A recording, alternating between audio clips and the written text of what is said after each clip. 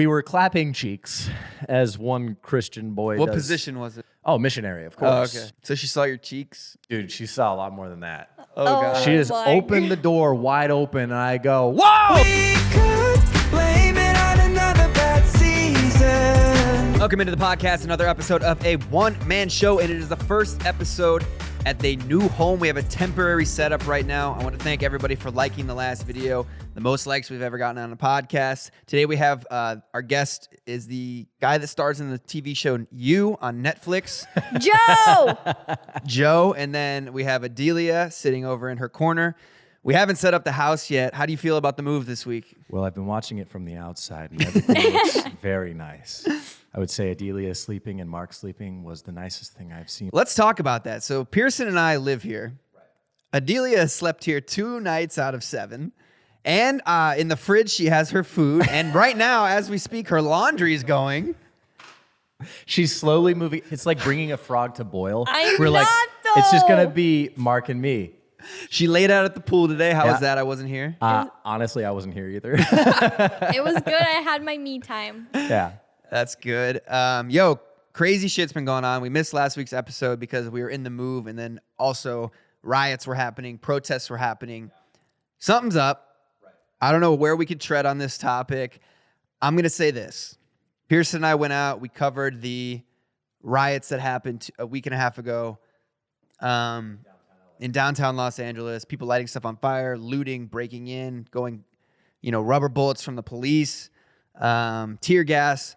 And then we go to a peaceful protest, cover it, do the same thing. And this is interesting to me. My YouTube video about the riots did well. Dude, we posted those at like 11 or 12 p.m. at night. Yeah, posted them late at night. They did well. 250,000 views. Was recommended on all the riot stuff from the news. We go out. We protest. We cover the peaceful protests, what the media won't cover. Right. Suppressed. Every single one of our outlets got suppressed. Everything. I posted on Instagram. I posted on YouTube. Worst performing video. My YouTube. Tell me this. Tell me why my YouTube video, or tell me why my Instagram. I got more likes and comments posting the black square than I did posting a really thought out peaceful protest with Martin Luther King, like a unity post, bringing the people together. A black square did better than a real video. I've been wondering the same thing. I don't know. I feel like there's something up that we're not privy to. What I've observed, a lot of people posting the peaceful stuff, it doesn't get the reach. Something is happening. Something's going on. I'll let you guys jump to your own conclusions. But from my perspective, the media doesn't cover the positivity. They only cover the bullshit. This, to me, runs way deeper than what I'm being told. It's interesting. I mean, we can go one of two directions. We can go really conspiratorial, or we can go, maybe it just wasn't as good. But I watched the video. Yeah, I got a lot of people, amazing. A lot of people reached out to me and were like, "Damn, bro, this is a really good video." Yeah, honestly, it's like one of my favorite ones I've seen of your content. Something's up. It feels strange. I don't. It's George such a Soros? tough. That aliens are coming. I just watched that video. Yeah, well, you sent me the video. Here's about my George thing Soros. with the internet, and this is why I don't trust the fucking internet, bro. For everything that I see about this, I see this about contradicting it. Like, there is no, I don't know what's true. I don't know what's made up. It's hard to fact check anything. The internet is a dark hole of falsehoods and truths, and I don't know what the fuck to believe, bro. Yeah. I really don't. I'm being pulled in both directions. It's just, I'm not a conspiracy theorist, but I think that we're not being told everything. Something's definitely afoot. Adelia, what do you think it is? Aliens. I think the aliens are coming, but they're gonna be really cute and adorable, Nice. and they're gonna mean well. You know what I mean? So they're setting us up to like really come in peacefully. Yeah. I like that. So we don't like try to kill them. There's a lot of things too, like the stock market. It took this huge hit when coronavirus happened. Also, what Right. the fuck happened to coronavirus? Yeah, where'd it Dude, go? It just we vanished. literally had coronavirus, couldn't go out, couldn't go to stores. People were getting arrested. Suddenly, the protests start. By the way, great. But what the fuck happened? Nobody gives a fuck about coronavirus anymore. We were out thousands of people. I mean, we Yes. saw the video that also didn't get promoted. Yeah. The media did not cover the thousands, literally In Hollywood, I didn't even tens know. of thousands of peaceful protesters that marched along Hollywood Boulevard. And if you look up on YouTube the helicopter footage, remember they were covering the riots from the helicopter? Yeah. You look up on YouTube during the peaceful ones, there's no audio. Stop. It's just. Also, not to mention my YouTube video didn't even get the yellow demonetization. It literally is not eligible for monetization. It has a money sign with an X through it. Bro. Wow. Weird. All I'm saying is, do we really have free speech? It feels like we don't. I mean, that's like, I feel like a lot of the big social media conglomerates have their own political agenda afoot, and it takes away our First Amendment rights of free speech as soon as they start clapping us on it. Yep. And that's the really frustrating part is like, you know, I may disagree with Adelia and Mark and you guys would disagree with me, but that's part of the free speech that stimulates good conversation. But now us not being able to have like a conversation online on their outlet, now suddenly we're being pushed to their political narrative or even just narrative in general. It doesn't have to be political. Anything that they want. And if you guys have been listening to the podcast for a minute, you've heard me say over and over again that I fucking hate the media. And in my video, I called out the media about they're not covering the shit. Dude, I hate the media. And let me tell you something. I went to college to be a broadcast journalist. I wanted to be on TV reporting the news. And then when I went to college, I hated it because every story, and I've said this, I don't know how many times, this is why I got out of that industry and made YouTube videos. Every story has to do with negativity. What can we do to instill fear in people? Oh, this house got caught on fire. This got robbed. This person got shot. This. Everything on the news is just, dude, it's depressing watching the fucking news. Like, what does the world come to? I don't understand. I haven't watched the news for, I mean, I haven't had TV since I've lived out here in LA, 5 years. I haven't watched the news. Where do you get your information from? Do you just go on like Twitter, but then I or- go on Twitter and it's like, and then I go, here's another thing, bro. Can I ask something? And I don't know, I might not be the only one thinking this, and I might sound like a fucking asshole saying this. Why is it that all these Instagram models, they post their ass and titty pics for fucking 3 years, and now all of a sudden the Black Lives Matter protests start happening, and they all have a voice and need to be heard? There it Bro. is. Where the fuck Yeah. has everyone been? I've been posting positive videos my entire life, addressing issues like, hey guys, this is what I learned from this, drinking alcohol, recovering from, weight loss, relationship. I try to educate people and bring a positive light on situations. Now, all of a sudden, all these Instagram models are just like, Black Lives Matter.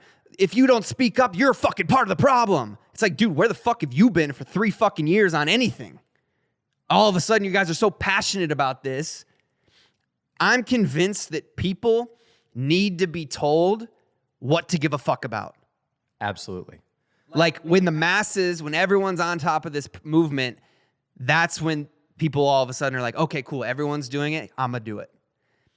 It's such a bandwagon. Like, I'm not trying to take away from the movement at all, but I'm just saying it's great that they're speaking up, but like, where the fuck have you been on anything for 3 years besides your skincare routine? Well, let's be honest. The fucking skincare. Like, let's be honest, bro.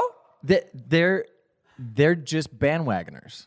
They've always been that. They've never thought for themselves. I'm not speaking for all of them. This is a mass generalization, and I'm kind of a Yes. dick for saying that. But I do have to say and agree with you. Where the fuck have they been? No voices. Everything's been about like, how do I get more followers? We're guilty of that. I'm totally Right. guilty of that. I post my shirtless pics. I do the thirst trap. But like at the same time, just like you said, we post positive things. I reinforce my friends. I reinforce things I believe in. Right. And then you've got like a titty pic with a John 3:16 under it, and I'm get very confused. I'm like, it's literally like ass up, doggy position, John 3:16. I go, Yeah. I think the takeaway from this, guys, if you're listening, obviously you're listening, I'm not. have an opinion on stuff. Like, think for yourself. Don't think, I guess, do your own research. Don't Yes. think what everyone's telling you to fucking think. Like, people believe what you tell them to believe, what the media tells you to believe, what your parents tell you to believe. And that's something I've learned in adulthood and moving to Los Angeles. When I moved to LA, I am on my own, and I'm able to finally, when you're an adult, think for yourself. Obviously, your parents and parenting lead you in a direction that they think is best for you. Mm-hmm. I think when the only life you know is, for my example, if I stayed in Ohio, that's the only life I know. I only know how I was raised. I only know what my parents told me. I only know what Ohio life is like. And that's super closed-minded. I think that I've grown so much from traveling to Brazil, to Belize, to Mexico, to Puerto Rico, to Europe, to Morocco. I've been to all these places and seen, holy shit, in LA and even throughout the United States, New York, holy shit. The way I was raised was great. I have no complaints with that. But not everyone was raised like me. And that's okay. There's no right way to be raised. I love the way I was raised. I can sit here and say it was the right way, but also then I could sit and Pearson was raised way different. He was raised on a farm. He might argue that his way is the right way. Yeah, you know what I'm saying? Totally. I think when you become an adult, start thinking for yourself, start questioning things and doing your own research, because, oh, fuck yeah, Adelia just spilled her coffee all over my couch. Damn it. This is why we can't have nice things. I'm Let's just end the sorry. podcast. It's not staining. I swear, it's not. It's not. It's just chilling. It looks like water. Tyler Tyler's- coming in for the win. Yeah. Already putting paper towels down. Way to go, Tyler. What are your thoughts on that, Pearson? Listen, I totally agree. Because you've taught me a lot about thinking for myself and really questioning things. You're like, okay, why do you feel that way? You really question the why. What's making you feel that way? How do you fix it? Mm-hmm. Not a lot of people think like that. Yeah. It's critical thinking, and it's something that I had an advantage of. My mom and dad taught me a lot of that, and then I was reinforced actually a little bit in school with my theology teacher. Funny enough, the guy that was my theology teacher ended up like putting me on the path of like questioning everything ultimately, which is kind of ironic that set me apart, and now I'm agnostic. And What is agnostic for the people listening? listen, I'm not going to give you the textbook definition, but essentially I believe in a higher power. I believe in something out there. I can neither disprove nor prove the existence of that higher power, so therefore I don't know. So until evolution or religion can emphatically prove one way or the other, I stand in the middle and say we don't know, because we Right. don't. I sit and question. I go, why do we have Catholicism? Why do we have Judaism? Why do we have Hinduism, Buddhism? We have all these religions. That's what it comes down to. It's like, who's right? Yeah, everybody thinks they're right, by the way. Everyone thinks they're right. There's wars over it. Literally. Like, How many hundreds of millions of people have lost their lives over a belief? Literally, you were raised on this one side of the river. I was raised on the other. We both believe we're right. We both believe we've been taught the truth. And come We to fight find over out, 1,000 years later, we're both idiots. Like, that's what happens with history. Hindsight with history is 2020. what is the purpose of believing hope? I don't understand. My dad instills in me, there is a God. Go to church. But what is, we can't prove it. Yeah. Like we just talked about. Man, I've wondered the same thing for a long time. I usually defer to the ideas that, number one, people need a lot of structure. Humanity in general needs structure, otherwise we fall apart at the seams. I mean, you look at from like the hunter-gatherer days when people were just out in the wild, just grabbing shit and killing shit, and boom, that was life. Then suddenly we start investing in, we get to the different ages, the Bronze Age, the Iron Age, and you see the structure start to build out, and you see religion really starting to form a lot more. And in a lot of ways, religion is what got us from point A to point B. Like Catholicism was a huge part in the journey of creating the Roman Empire, or well, the later Roman Empire, whatever. Very mixed reviews. The English Empire, let's say that. And then before, I think it was in the 1400s, Islam had heavily endorsed mathematics, and they were the leading frontiersmen in astronomy, mathematics, and all sorts of stuff up until they outlawed it. And there's a lot of conversation where religion provides the framework for civilization, but a lot of times we have to be able to move past it in order to evolve to the next step. So when it comes to religion today, I understand it from the human perspective, but I don't understand it from like a logical perspective. What do you think about it? I think what I said. I think that we need to be told what to believe. I think a lot of people don't have thoughts for themselves. And, we do believe what we're told. We're very gullible. You could have just spit a bunch of bullshit at me. Totally. Honestly, I probably got a lot of those facts wrong. So you sounded convincing in saying it. Yeah. So like, oh, I'll believe you. You know what I'm saying? And this is something that I've always questioned. It's like, what is the purpose of any of this? Yeah. It's, yeah. I don't know. These are these weird paradoxical questions where we go down the rabbit hole and eventually the framework of life starts to kind of unfold and you get very esoteric and you're like, none of it means anything. We're all going to die. Everybody's right. There's Pretty 8 billion much. people. What is my life going to amount to anything?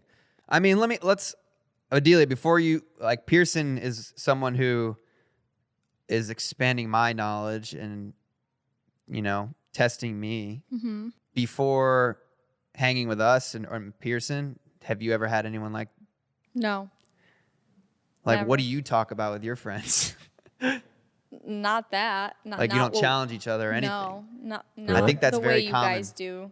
You know what I mean? I've never had to think the way I do now when I hang out with you guys. It's a different And way I of still thinking. don't know what I even want to say, like my thoughts. I still am not good at that. But yeah, you guys you're the first friends that push me to think bigger. Why do you think that is? Where I grew up, I don't know, we didn't have all those opportunities. I was homeschooled and then I went to school. But do you think it was your parents or do you think it was the system or do you think it was just your friends? What is the thing that made that? Sometimes the way I was raised, I guess not the way I was raised, when I went to school, because obviously I'm not from America and I moved here at 7 years old. I had to learn English and learn everything from scratch. Sometimes I think I wasn't taught the right way, how to speak, how to think, how to do, and I don't know. It's sometimes I just I'm like, why wasn't I taught how to think like you Yeah. or like you? What was your first language? Russian. Russian. Mm-hmm. So when you speak Russian, or you probably don't speak it as much anymore these days, but when you're having conversations, maybe kind of a English-Russian conversation, do you actually think different? Because I notice a lot of friends, when they talk about for instance, we had Korean exchange students that lived with us for 2 years. They're like, yeah, when I first came here, everything I did was in Korean. He was like, I dreamed in Korean, I spoke in Korean, and English was kind of a secondary language. And after 9 months of living here, now English is the thing that I dream in, which is a very weird concept. He's like, suddenly I started dreaming in English. But he's like, also, I think differently when I speak Korean versus when I speak English. Do you notice that at all versus how the mentality of how you speak and approach subjects? I don't remember it much because I was so young. I grew out of the Russian language so fast because of the schooling we had, and I would talk English. I would learn English. I mean, my mom at home would speak Russian to us, but I grew out of it so fast I don't really remember having those experiences. But I think what it comes down to, and we've talked about it many times, Pearson, is the critical thinking thing. I learned, and I think critical thinking doesn't really develop as a whole until you're on your own, when you literally have no one else. So when we say critical thinking, we mean, okay, here's a problem. How do I solve it? You think in that moment how to solve it. A lot of people, they have a problem and they reach out to someone else like, hey, this problem's here. And then I'm like, okay, cool. What do you want me to do about it? Sick. Solve the fucking problem. Yeah. You know what I'm saying? And these are things that I actually started noticing. I didn't know it was critical thinking until you brought it to my attention that that's what we're talking about. Mm-hmm.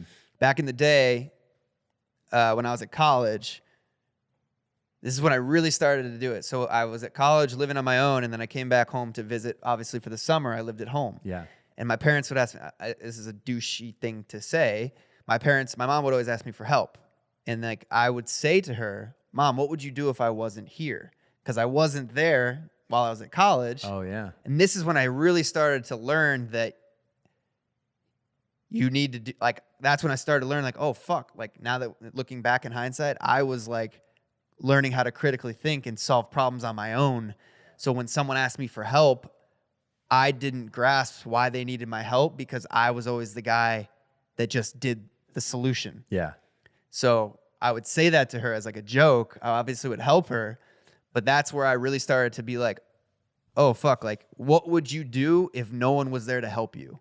You have to solve. You have to think to get out of this situation. You have to do the dishes. You have to do the laundry. No one's going to do it for you. Yeah. You're totally independent, and I think that's where critical thinking comes in. You did it to me the other day. It was like yesterday before I uploaded my video. Yeah. I was like, hey, I swear I'm forgetting something before I go live. And you're like, yes, you forgot this and this. And I was like, what the heck is an end screen? I don't know what the fuck that is. You're like, you literally text me, figure it out. So Good. I literally went on YouTube. I go, what is end screen on YouTube? And not even like 30 seconds into it, I was like, oh yeah. Went to it, did it, boom. See? Wow. It's wild. Like, I mean, that's a like simple version of it and like very easy to fix. Mm-hmm. But that stuff comes up all the time. Like, I could have told you, know? Mm-hmm. Yeah. but Now you feel better and more now you know how to accomplished. do it. Yeah. That's interesting. I'm sure there's... Look, and even there's a situation right now, perfect example with Adelia. Adelia's using my camera, everything, like camera, whatever. I feel bad making you buy your own camera, but it's like, because obviously you can use mine and like I'm just a giving guy, but it's one of those, I feel like, teaching moments where it's forcing you to be totally independent of anything from me. And I feel bad.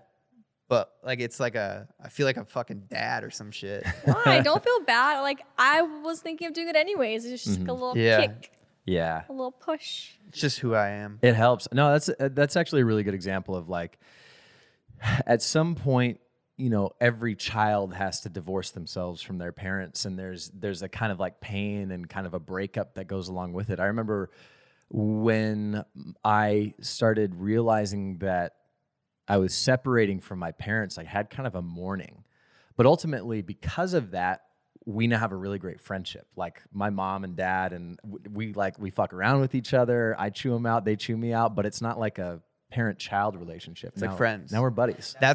I learned this year when I discovered this song by Sasha Sloan. It's called Older.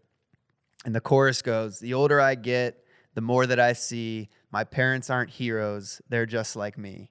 Ooh. Dang. And That's some great lines. Those words, I was like, damn, that's so true, because it comes to a point where you're friends with your parents. Yeah. And they're not really parenting you anymore. You know, I've left the nest. All my family's left the nest. And I could talk to my parents, I could talk to my parents about stocks and how much money they make. And I could talk to them about sex and stuff like that. Yeah. But as a kid, you're like, oh, fuck, what the fuck?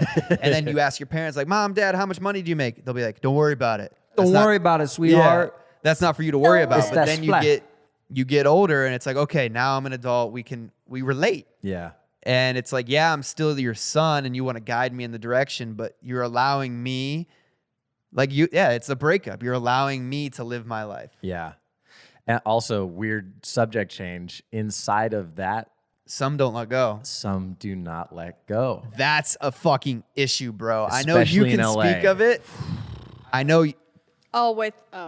Yeah, we won't name names. Yeah, but there's a lot of helicopter moms. Yep. That will not let go. Yeah. And dads, helicopter moms, helicopter dads. Listen, there are parents, and I just had a friend give me an example of a teen, like a child star, who had their money as a shared account. Mm-hmm. And they lost hundreds of thousands of dollars just last year. I've heard this story of other people, so I wonder if we're talking about the same person. Yeah. And it honestly made me sick. Yeah. I was like, why didn't they say anything? I learned. I came from an upper middle class neighborhood, and all my friends, their parents would give them allowance. They would give them money to eat Yeah. lunch. Every day, I had to bring a packed Bitch, lunch. we never got lunch. Yeah, Fuck. I had a fucking PB&J with a snack pack. Yeah. Shout out mom for making it every morning. But all these kids would eat lunch. And I would always be like, Mom, like, can I eat lunch? Blah, blah, blah. It's like too expensive. Like, all these kids are doing it every day. I had a job. My dad made me get a credit card when I was like 16. I think that's the earliest you can get it, or Yep. 14, something like Yeah. that. Yeah. Yeah, 14, I had a credit card. He's like, you got to build credit. And I'm like, I don't know any of these things. It taught me, and look, I mean, I'm not saying that I'm more successful than anybody from my school, but I left Ohio the earliest out of anybody, Mm. and I was living on my own and totally different work ethic than anyone else from my school, Yeah. because a lot of them depended on mommy and daddy because they were rich Yeah. and they got whatever they wanted, and now they don't have the job that they want. Dude, it's rare that you find somebody inside of that specific narrative. I had an allowance. Mom and dad paid for everything my entire life. I never had to work a job. That split off and go, I want to go do this all for myself now. I need to create my own identity. A lot of times what happens is it's the mental dumbing of their, I don't want to, is it self-esteem? I don't know what it is exactly, but there's something that happens that holds them back for the rest of their life. Yeah. It's a dependency. Yeah. I mean, now that I think about it, my parents let go, bro. Yeah. Like, when I was getting an apartment out here, I didn't know if I could afford it. Mm-hmm. I had enough rent for like 3-4 months, and I was like, fuck, I got to make money to pay this apartment off. But my parents, I never was like asking them if I could afford it. They were never like managing my money. They were literally letting me live my life and figure shit out on my own. And I think that's the most important thing, to be honest. Like, if your parent, like, I mean, obviously if you're fucking 10 years old listening to this, or 14, maybe 14, start to understand, start to want to do things for yourself. Yo, go start a side hustle. When I was 12, I started selling asparagus. I talked to a farmer down the street. Asparagus. Asparagus. It's like, you want your piss to smell fucking terrible? Literally. Here you But go. I had this idea. I was like, I was like looking at this field one day, and I go, Dad, what's that? And he goes, that's asparagus. I was like, they sell that in the stores, don't they? And he goes, yeah. I was like, can I sell that? And he goes, I don't know. I was like, who owns it? He was like, I don't know. And he was like, well, let's find out. So he makes a couple calls, and we're sitting on the phone, and finally he gets a hold of the guy that owned the field, and we talked to him, and I was like, hey, I'm 12. Can I come into your field and pick asparagus? He's like, as a matter of fact, like, that field is abandoned. So all the asparagus now is technically like wild organic. So you feel free to pick whatever you want. So I'd go out there at 5 or 6 a.m. and I'd pick asparagus.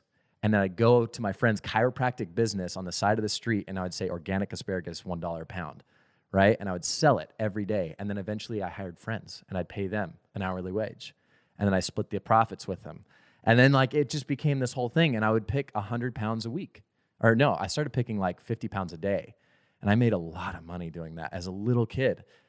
But that's the opportunity that you have if you see life around you. So if you're 12, I'm telling you, go to garage sales, pull the Gary V, buy cards, buy things that you know have value, or do whatever you can to make the hustle exist. Because it's out there. You just have to know where the value is.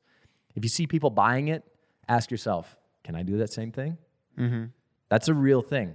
Anything's possible. Literally. Everyone does something. So like just put your mind to shit. I just got my nephew started on, well, my sister finally got him on guitar lessons and I've been pushing for that.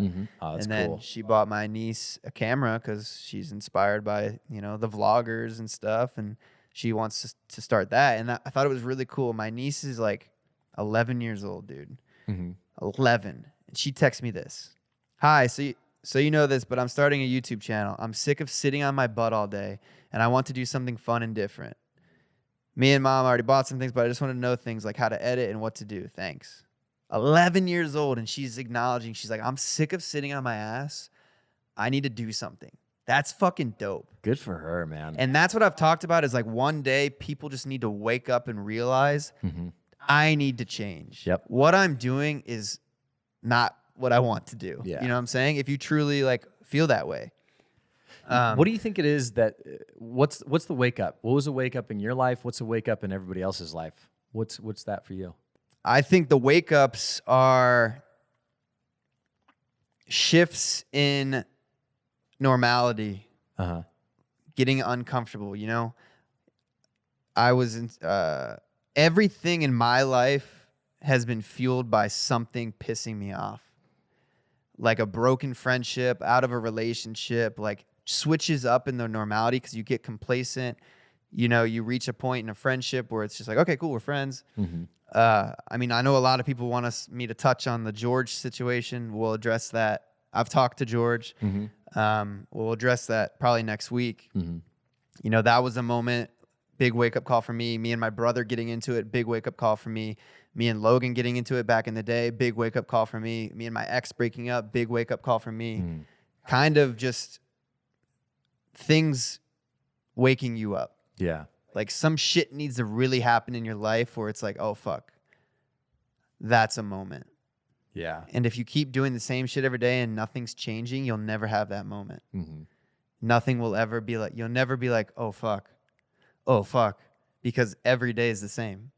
Okay, so you mentioned a lot of relationships. I want to ask, how do you go about resolving or deciding not to resolve those relationships? I don't know. It's interesting. I was thinking about this the other day. Like literally, I don't know why I was thinking of it. I was like, it's crazy that I dated someone for 2 years and then just stopped talking to them completely and don't care to anymore. But then I was like, but do I care to? Because they were in my life for 2 years, but now all of a sudden I don't want them in my life. But who's telling me that I don't? Am I telling? Like, what is that decision, you know? I don't know. Like, why do we date someone and love someone and then cut them off completely? Like, you don't, I mean, you stay in touch with your exes, but I do too, but like, we don't hang out, you know? Like, it's just like hey, what's going on? Like, it's like going out for the mail and seeing your neighbors, you know? Yeah. Hey, how you doing, Bob? Good to see. See you next week. All you right. know? Tell the wife and kids hello. Yeah. Well, it was a good day, huh? The sun's out again today. Crazy, right? Yeah. I don't know. I don't really know. It's all, I guess, of what do you want? What do you want out of friendships? What do you want out of relationships? Do we want anything? There was actually a moment, you know, Pearson christened the house. He clapped cheeks. He was the first one to do it. What? Oh my god. But honestly, I was sitting there and I was thinking to myself, I'm like, damn, it's been crazy because I've been so focused on moving and Well, working. okay, let's preface where he was sitting. I was in my room and Mark was in the corner of the room. Yeah. You heard it? You But heard I the was whole thing? thinking actually that night, I was like, damn, it's crazy. Like, you know, Pearson has someone there for him when he wants, you know, he's not dating anybody, but like, I was like, damn, I haven't hit up a girl or a friend in a long time. I've just been like living my life. And I was in there was a moment where I was like, do I want that? Do I want to be able to like hang out with someone? Mm-hmm. Is it my fault? Like, are people not hitting me up? Is it, yeah, it was a weird moment for me. What'd you think about? What was the conclusion? Or is there just nothing yet? I just never concluded. I just forgot about it. Ongoing questions. That's how I feel sometimes. Really? Mm-hmm. Go on. Like, why isn't anyone texting me like to hang out? But also, I don't reach out to that person. I don't Right. reach out to anybody Yeah. to hang out. I just sometimes I'll be in my room by myself, like watching Netflix on a Friday night, and I'm literally like, damn, this is kind of sad. Right. Like I'm a little sad, but then 10 minutes go by and I'm like, it's fine. Like I don't care. I get over it. It's But it's- interesting because it gets to the point too, because I've had conversations like this with friends. I'm like, dude, I always hit you up, bro. You never fucking hit me up to do shit. And it gets frustrating. So then you stop hitting people up, and then you realize, bro, they don't hit you up. They don't value your friendship. They only hang out with you when you hit them up. That's a real big test of friendship. I literally just had this conversation with a friend of mine 2 days ago, and he and I have pretty much have talked every day on the phone for like the last 6 years of my life. We're like strategists together. We think about things, we process things, and he got really pissed at this friend because it was a birthday situation. He got him a gift, but he wasn't invited to the actual birthday party, but the wife had been hitting him up to come out to the birthday party, and it was just like a whole discommunication. And then he sees photos online of everybody hanging out without him. And he's like, bro, we've been boys for 10 years. Like, why didn't I get the invite? And there's a huge blow up that happened. And I was like, dude, you got to realize he's not your friend. He's just not your friend. And I came to terms with that at a fairly young age when I had my two best friends, because we were all homeschooled together. At one point, my one friend got really jealous that my other buddy and I were hanging out.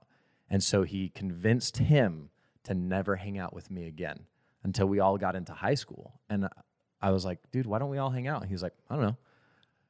And then just before he got married, my other buddy who got convinced, he sits down and he goes, Can I pull you aside for a second? Yeah, what's up? He's like, let's go grab lunch. We sit at lunch, and this is like one of the most impactful conversations I've ever had in my life. Cyrus Cole, to this day, I love you, bro. He sits down and he goes, I want to say I'm sorry. I have no idea why we wouldn't hang out with you. All I know is our other friend was jealous and he didn't like it. And so that caused the rift in all of our friendship, and to this day, it's hurt me. He's like, I lost a friend because of it. I was like, well, you just gained one back. I was like emotional while it was happening because I've never had anybody go out of their way to apologize without me initiating it. I always initiate those conversations. I always go back and forth with this because I'm always the bigger person. Always, 100% of the time. And I've had these conversations with you. I'm like, dude, I'm fucking sick of always having to be the bigger person. Because if I'm not the bigger person, no one's going to reach out. Right. And it's like, it makes you feel like they don't give a fuck about you, bro. Yeah. Like no one genuinely gives a fuck about you. They don't. I give a fuck about you, and I give a fuck about you. I give a fuck about you too. Yay. Yay. Mark. Yeah. Okay. Who do you think, who brings everyone together? Facts. But it's also like you start to realize it. Like I don't realize it for a while, like, because I think things are good. Like I hit someone up and I go hang out and have a good time. And then I'm like, then you don't realize that you're like, wait a second. They never hit me up to do anything. And then you sit there and you don't hit them up. Week goes by, 2 weeks go by, months goes by, and you're like, damn, they forgot about me because they're living their life and hanging out with the people that they want to hang out with. And there's a lot of people in my life where it's been a one-sided friendship, and that's the reason we don't hang out. I mean, that's a good point. Sometimes I always tell people this: it's nice to be wanted. It's nice to feel loved.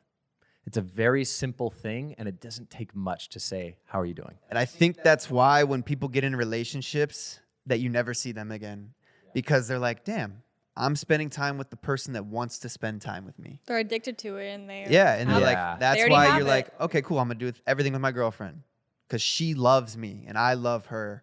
And that's why friendships grow apart, because then you see when you're dating someone that someone truly cares about you. Yeah. And it overvalues every other friendship that you have. Well, I've only ever done this in one relationship. I know it specifically because I hated this relationship. It was my first relationship in LA, and it was terrible. It was awful. And she did not want me hanging out with any of my friends. any of them. And I was like 18 or 19 at the time and very young and easily impressionable. Also lost my virginity to this chick, so even more impressionable. Damn, attached? Yeah. Oh, yeah. Very. And a few months in, I started realizing, I was like, man, I don't see any of my friends. Like, what's going on? And I realized from there, I had to make a decision where I was like, I still need my buddies in my life. So every relationship after that, I made a precedent to be like, hey, I still need to be able to see my friends and spend time with them. They have equal amount of love in my heart as you do. You know, we're not married. That's going to take time. And I found myself now I'm almost so anti-dating and everything else that I'm like resistant to the idea of even getting into relationships because I get worried about the concept of like losing my friends and things like that where you get complacent. That's what I get worried. Like when I think about, like I'm the same way. When I think about it now, or relationships, I'm worried about losing myself. Yeah. In the relationship. Yeah. And I'm like, I do not want to get sucked into that. Watching people close to me in relationships not doing so well, and I'm just like, I do not want that at all, and it scares the shit out of me. Yeah. Why do you think people in toxic relationships are so afraid to leave them? Mental abuse. I literally, it took me years to figure this out because I get so angry at some of my friends that are being fools. Complacent? They're being They're weak. complacent? complacent, Yeah. weak, and They're manipulative. They don't want Comfortable. that wake-up call. Yeah, they're easily manipulated.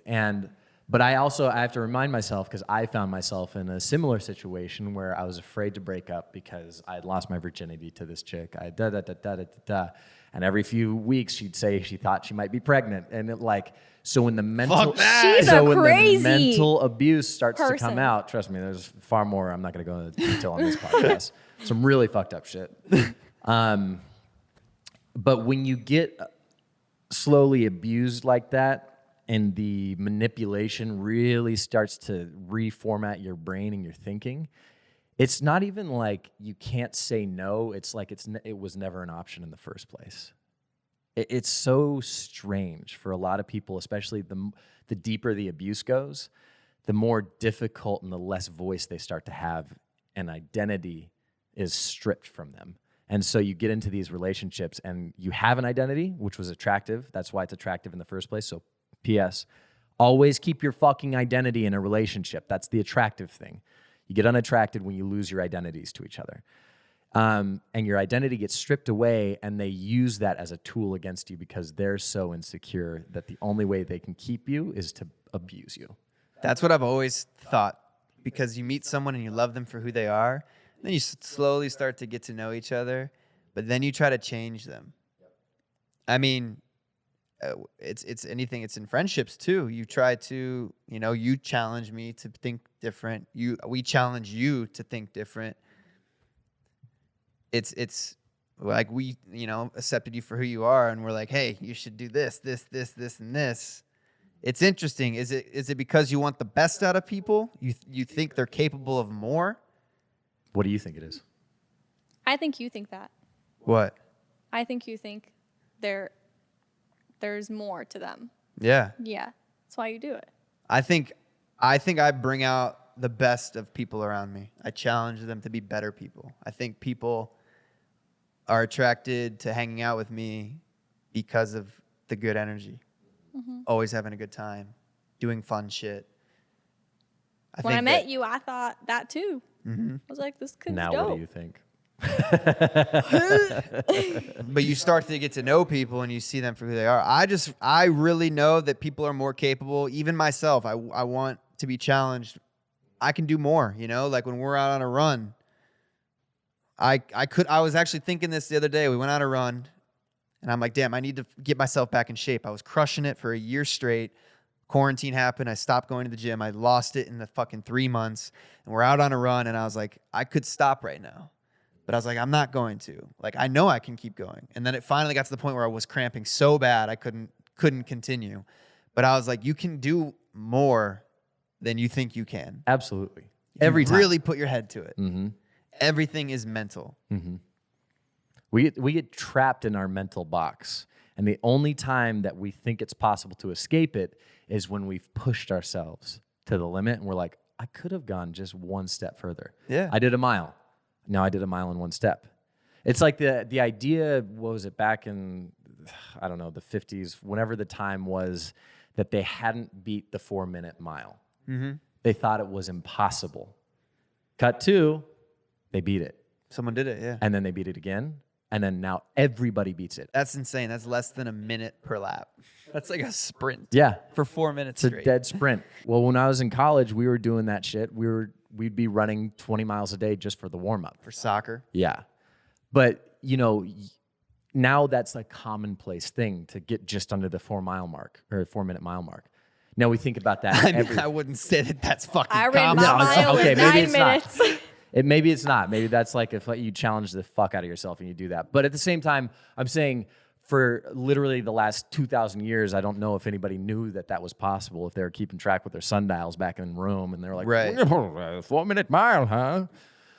But once you break that barrier, suddenly unlimited opportunities start to open up beyond that. Like Elon Musk being the guy who said, I want to build rocket ships. And Buzz Aldrin and Neil Armstrong, the two people that went to the fucking moon, clapped back and were like, we think that's a dumb idea. And you see him in the interview start to cry because he's like, those are my heroes. Those are the guys. These are the guys that made me believe in space travel.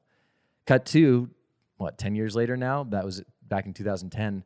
He is the biggest private space enterprise sending us to the space station. He just had the first successful launch of sending men to the space station from U.S. soil in years.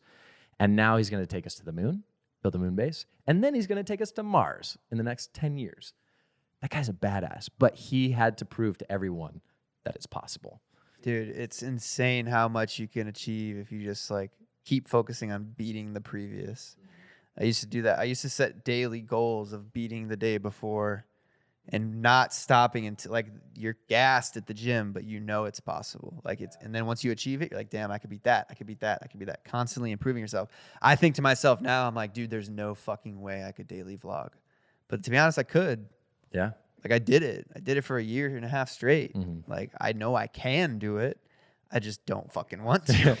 Well, I think and this is what I always talk about is it smarter or harder? Yeah. Are we thinking smarter or harder? And yeah, daily vlogging would be sick, but is it? Yeah. Is it? I'd get a little exhausted. And I'd be like, Mark, shut the fuck But up. those people, they push the limit. Casey Neistat proved that doing a vlog every day is possible. And it made other people have to vlog every day. And they're like, damn, Casey's doing it. I can do it. There's some people that do 2 videos a day, not vlogs, but 2 videos a day. I have this written down. The most vulnerable moment for a man is beating off.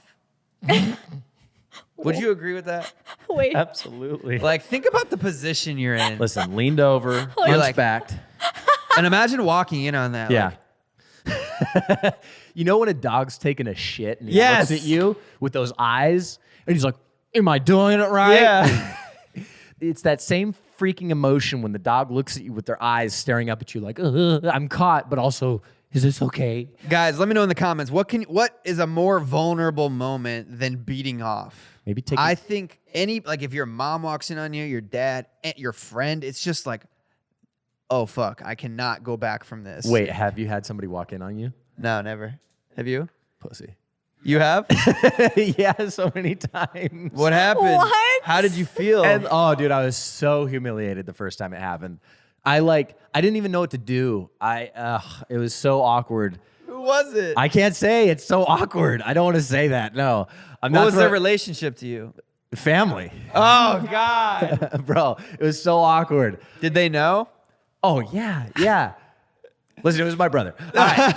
My brother, hears a noise because we all shared a room, all the boys, and freaking his bed's over there, mine's over here. I had my bass guitar leaned up against the bed. The bass guitar was leaned up the bed. The thing that gave me away, the motherfucking zipper that just went.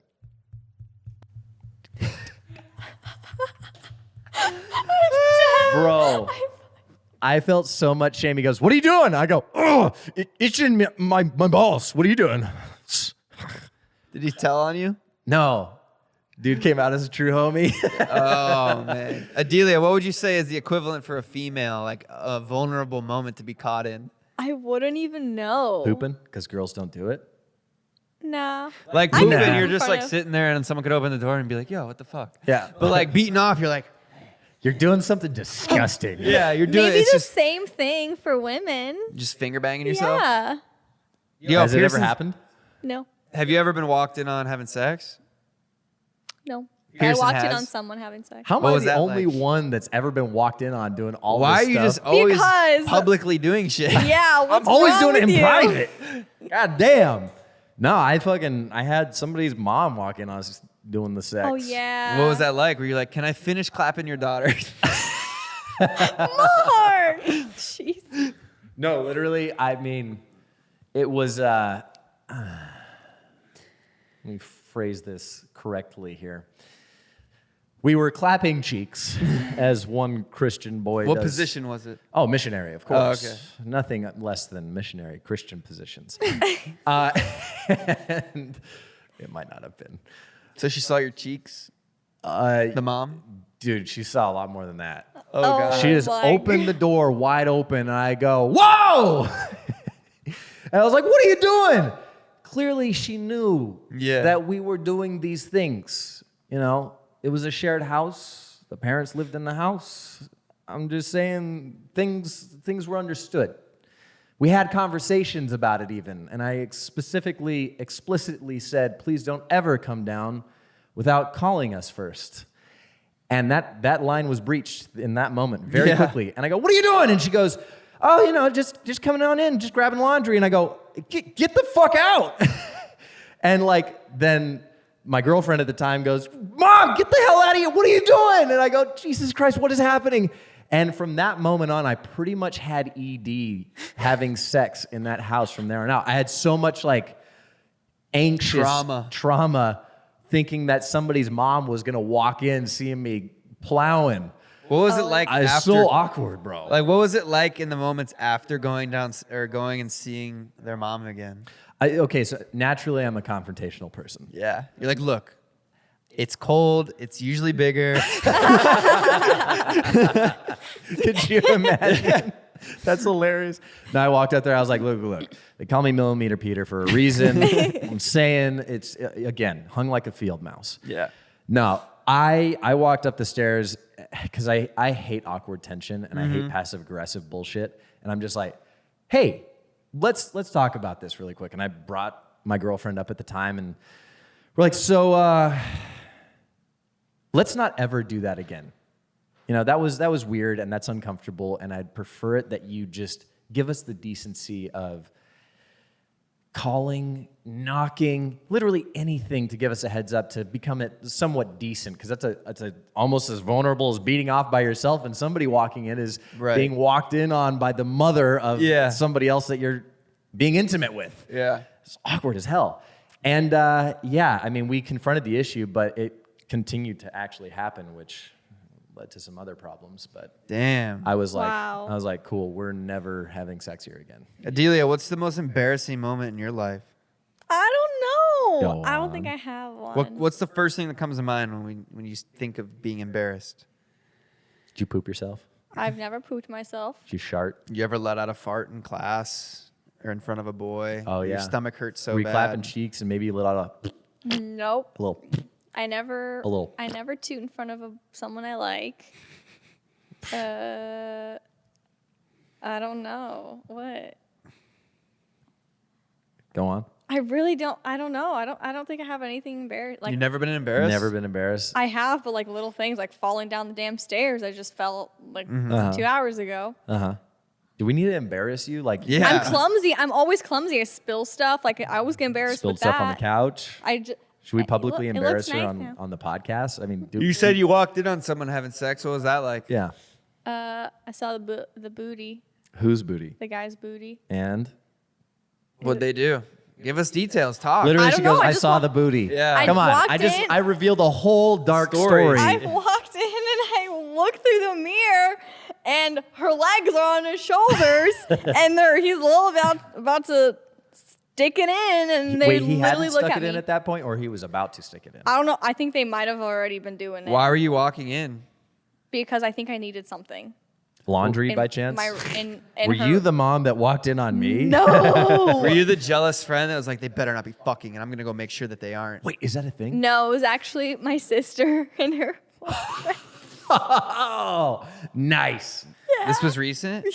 When they started dating. Oh wow. Oh Maybe man. before that. Did you guys And- have a talk afterwards, or was it just like left unsaid? No, I literally walk out and I'm like, that is so disgusting. And they start laughing and just keep going. Why is it disgusting?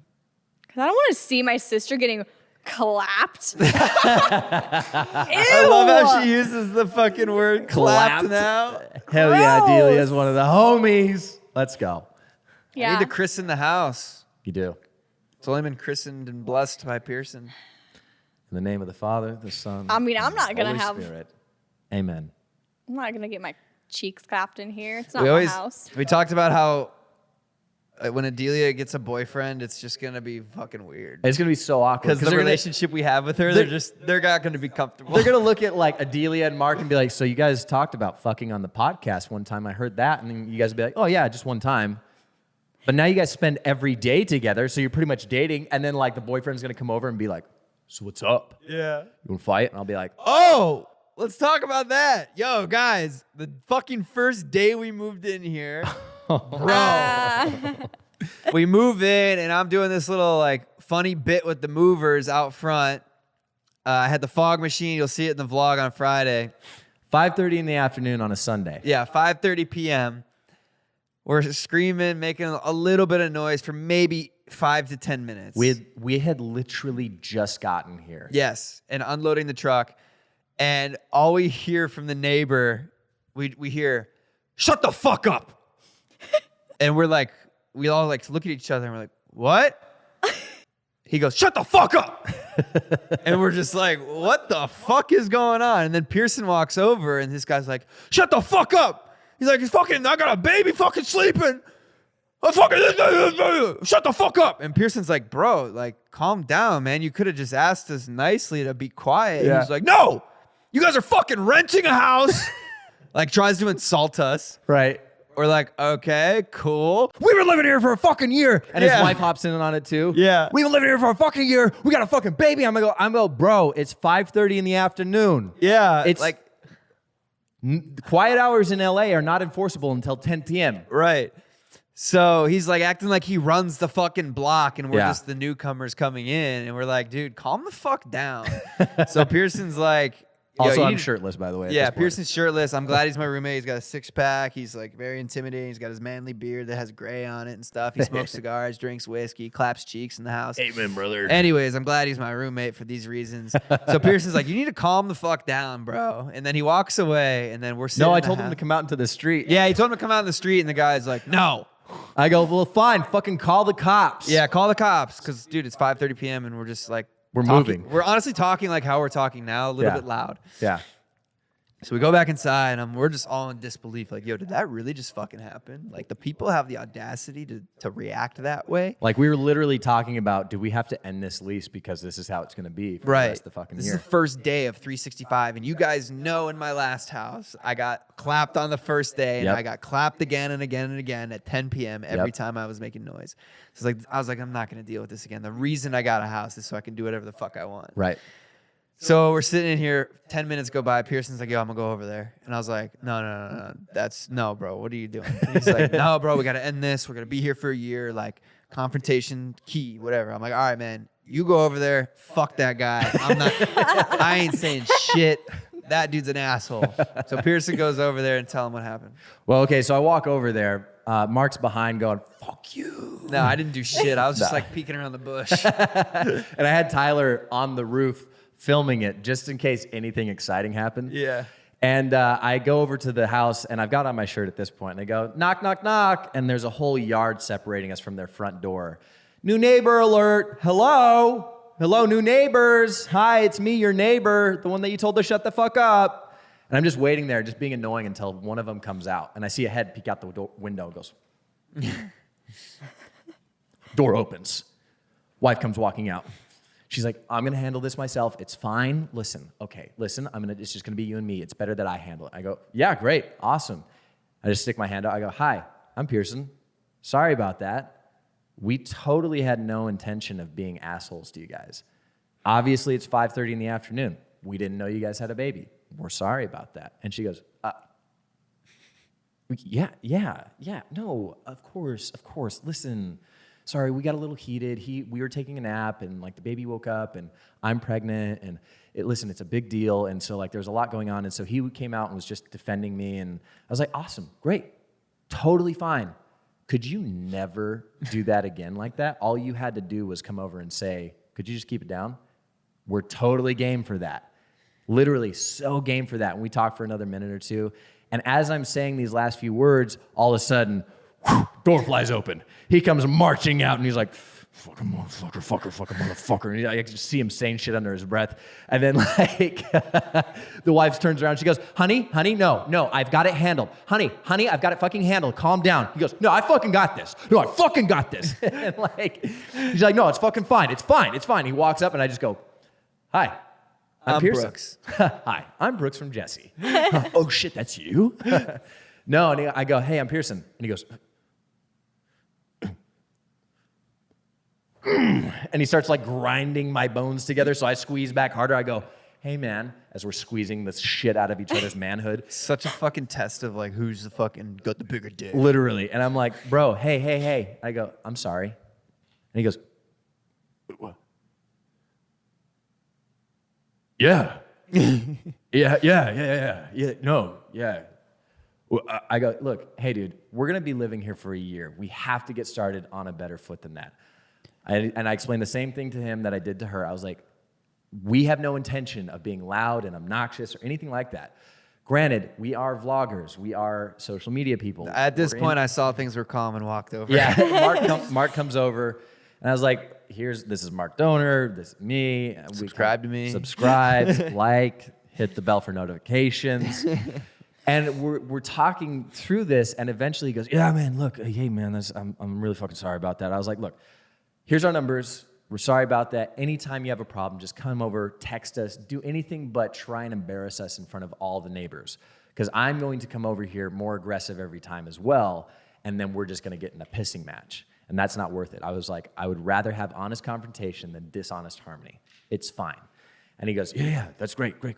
So we're walking away, and as I got out of there ASAP Rocky. Oh, yeah, wait. No, he goes, I was like, so later this week, why don't you guys come over for like a beer and cigar, and we'll just like kind of have a catch up. And he was like, oh, yeah. Oh, speaking of smoking, I'm smoking a 5-pound pork loin on the back. It's great. You guys want to come over later tonight? And we're like, yeah, maybe moving a little fast for us there, sweetie. Let's go. We're like, yeah, we'll think about it. Probably not tonight. And then we get back home. Then you finish the rest of the story. Oh, no, sorry. No, One piece. So I walked away. The wife walked away, and then the guy apologized to Pearson, said that was really awesome, man. You know, I've never had someone squash beef so quick. Yeah. Let's give a lesson, I guess, for people listening in a situation like that, because you were willing to squash the beef immediately. Yeah. And I mean, even with me and George, it's a perfect example. Obviously, you guys know it went months before we squashed the beef. Yeah. And Pearson took minutes to squash his with this neighbor. Yeah. It's tough. I think squashing the beef, confrontation, honest confrontation, is always healthier than letting something rot inside of your system for months, days, weeks, or years. And it airs out all the dirty laundry. And so suddenly you have no problems. You have nothing to hide. And you guys can be on the same page of, hey, we just don't like each other. And it suddenly becomes totally okay. And suddenly now you can kind of actually respect each other because you don't like each other and you're both on the same page. And I think the lesson for I don't know, Mark, what was something big for you that you learned out of that? It just goes back to being the bigger person will always make you win. Yeah. You know? Well, literally an hour later after this is the perfect scenario of how this resolved and created friendship out of this. Yeah. We're inside, just right there, standing, unpacking boxes and everything else.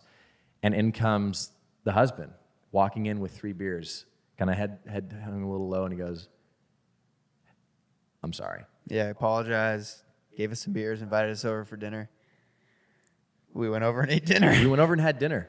And If you would have told me in the moment that this guy was yelling at us that we would be eating dinner with him 3 hours later, I would have told you, you're fucking crazy. yeah. And we're sitting there having a great conversation at dinner, drinking, eating whatever he made.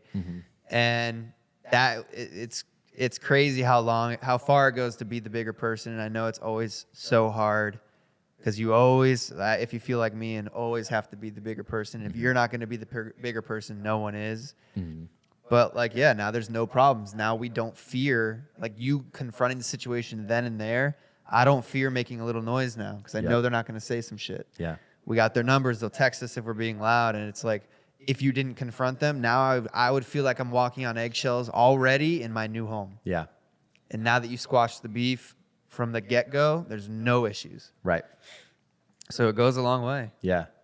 It's a good learning It's lesson an for ego everybody thing. here. Yeah. You have to really kill your ego. Kill your ego to squash the beef and be the bigger person. Yeah. And have Always. enough confidence to do that.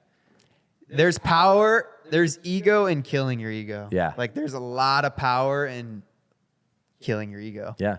And honestly, how many wars could we have stopped if we just approached life like that? How many lost friendships or relationships could we freaking save and salvage if we just approach life like that?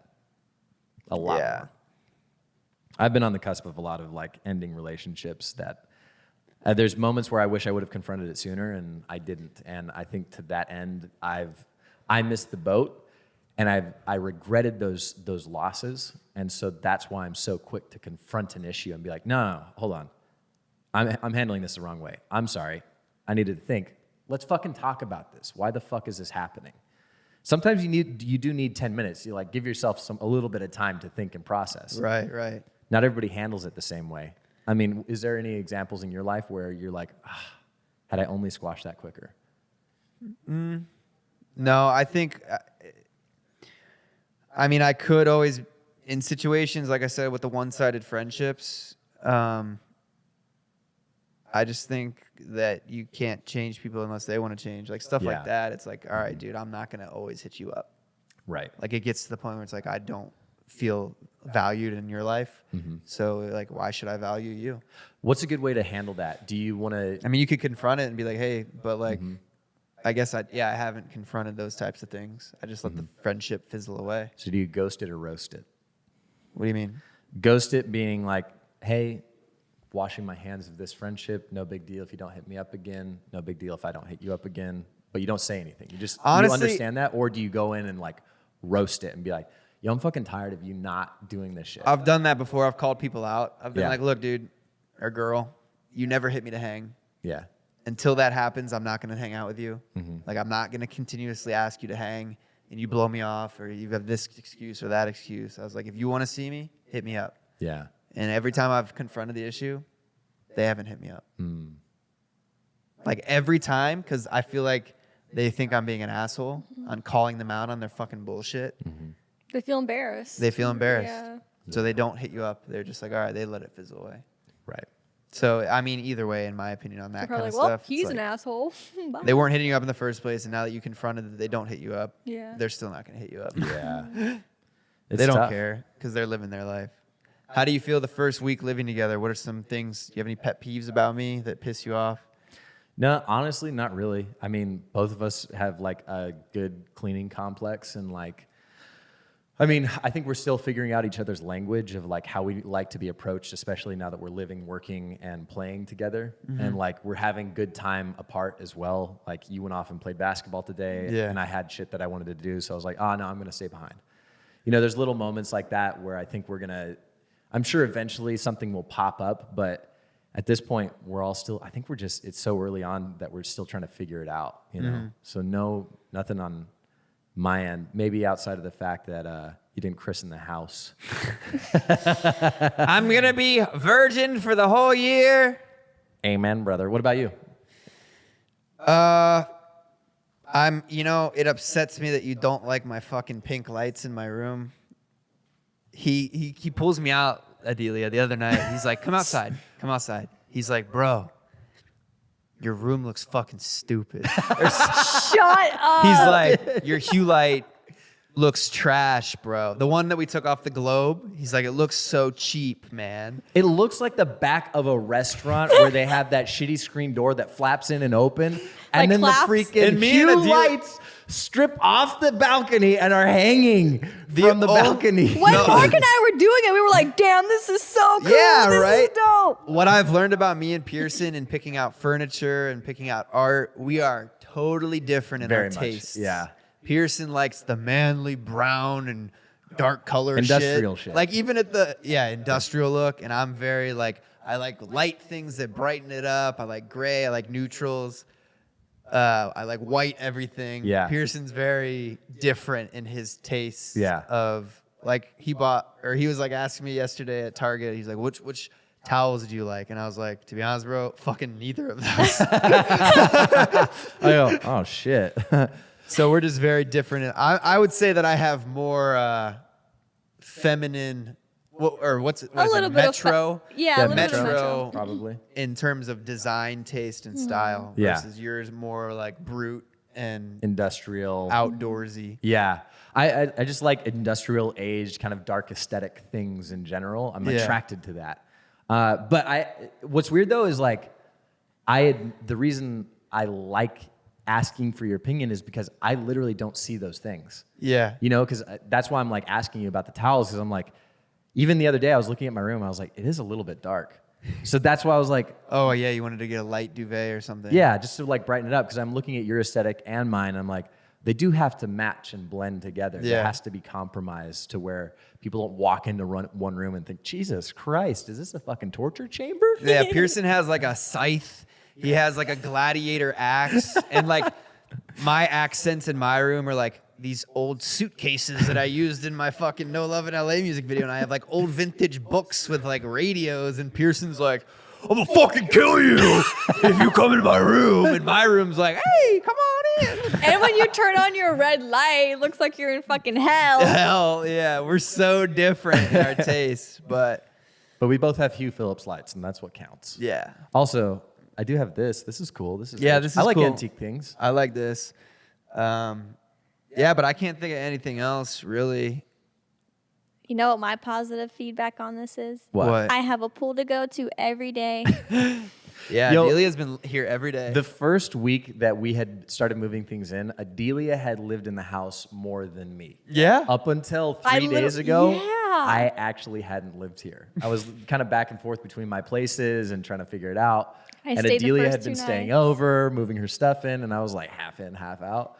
Yeah, me and I my also do think it's important, like you mentioned, we do our own things. Right. Like, you went, I don't know, you went to like Mendocino Farms one day. Yeah. And you were gone. And then like I went on a run the other day and you're like, you want me to come with you? And I was like, nah. Yeah. And then I went and played basketball today. It's important too, because we're going to be together so much, to also do our own thing and have our space. Have our identity. It's the same thing that we just talked about in relationships. That's Right. Nice full circle, but like Yeah.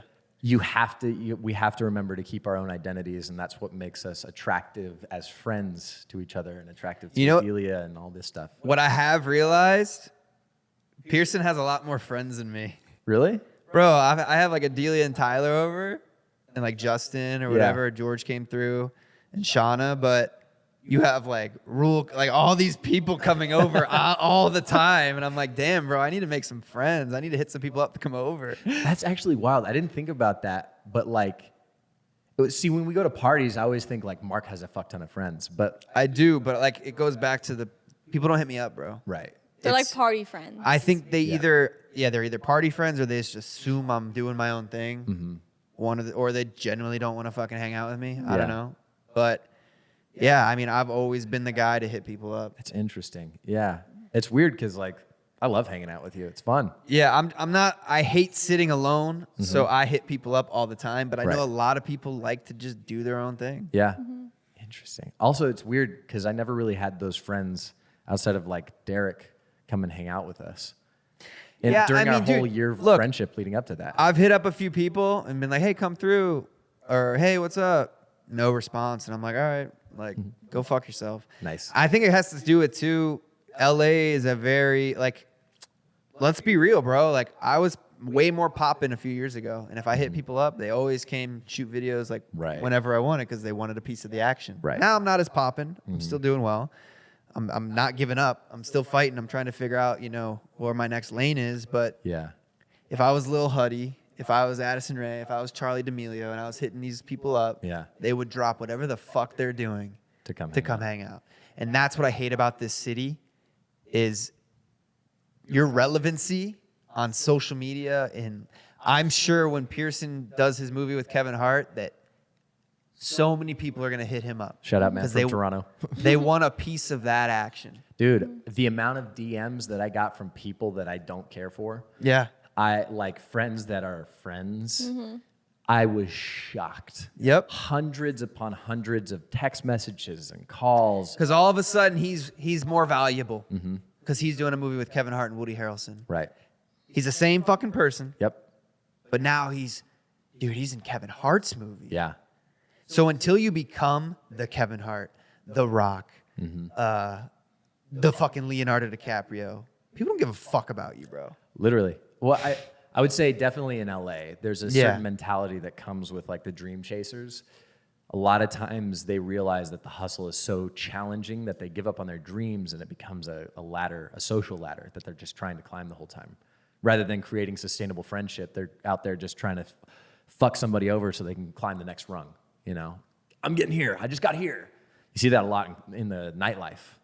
It's crazy how much that happens in the nightlife. Have you learned anything in your 2 months of YouTube, Adelia? Yeah, people hit me up. Yeah.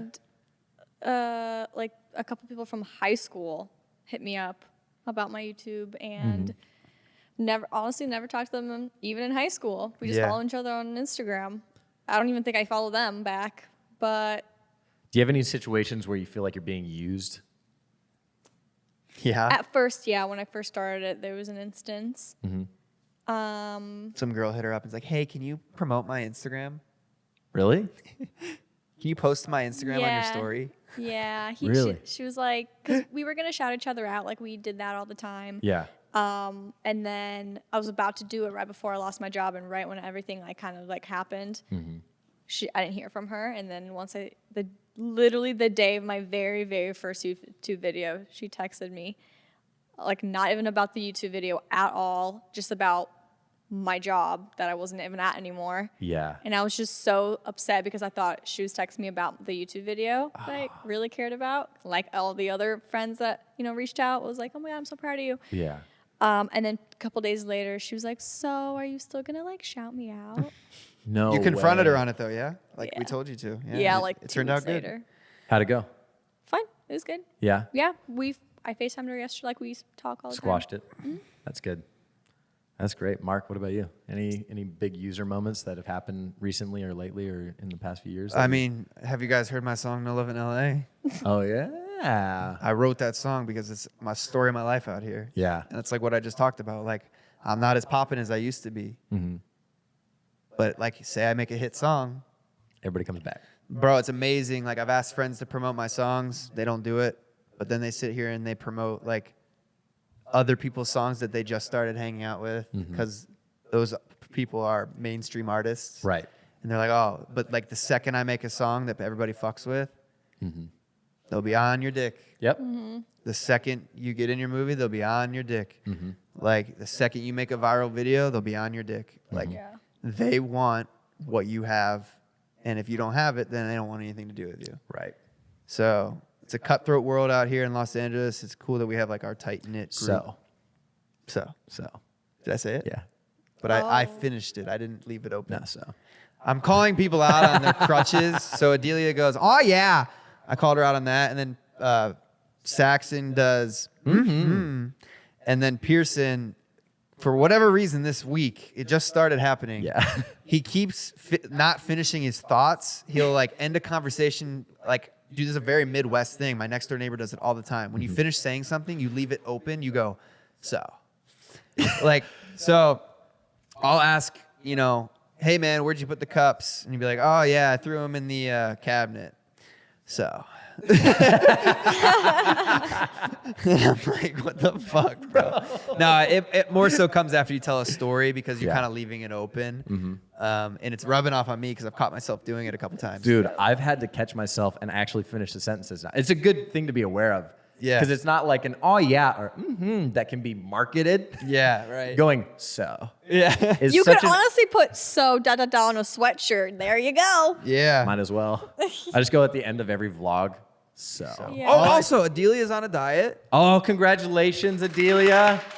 Not that she needs the diet, but she a healthier lifestyle is what it should be Healthier called. lifestyle, she's on yes. a healthier lifestyle. It's day 2 for her. We're gonna see. She already had a headache yesterday. Had cramps today from cutting out the sugar. My That's what stomach happens. hurt. No sugar. I went to Detoxing. bed. I went to bed so grumpy last night. So I just was like, I It's need gonna to go- take 2 weeks. Yeah.